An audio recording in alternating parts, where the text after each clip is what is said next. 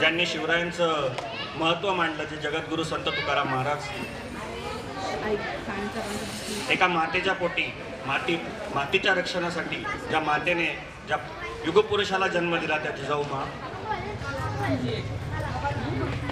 मी संविधान लिहिताना मला थोडी सुद्धा भीती वाटली नाही, कारण माझ्यासमोर शिवरायांचं चारित्र्य समोर होतं, शिवरायांचा न्याय प्रविष्टपणा समोर होता, म्हणून मी संविधान लिहू शकलो असे सांगणारे डॉक्टर बाबासाहेब आंबेडकर या सर्वांना मी प्रथमतः आपल्या टाळ्यांच्या घरात मानवंदना करतो.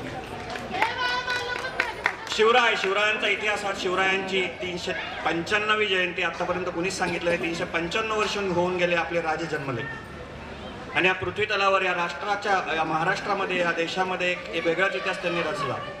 शिवरायांबद्दल जर सांगायचं गेलं तर आपण जन्मापासून तर आजपर्यंत अनेक वेळा अनेक गोष्टी शिकलेलो आहेत, अनेक गोष्टी आपल्या संपर्कात, आपल्या माहितीत आलेल्या आहेत. इतिहास सांगताना सगळेच सांगतील, मला जास्त काही बोलायचं नाही, फक्त मी एवढंच सांगेन.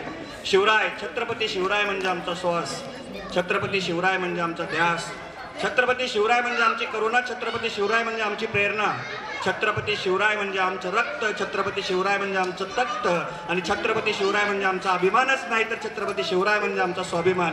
छत्रपती शिवाजी महाराज की. बस मी एवढे 2 शब्द बोलतो आणि थांबतो. धन्यवाद.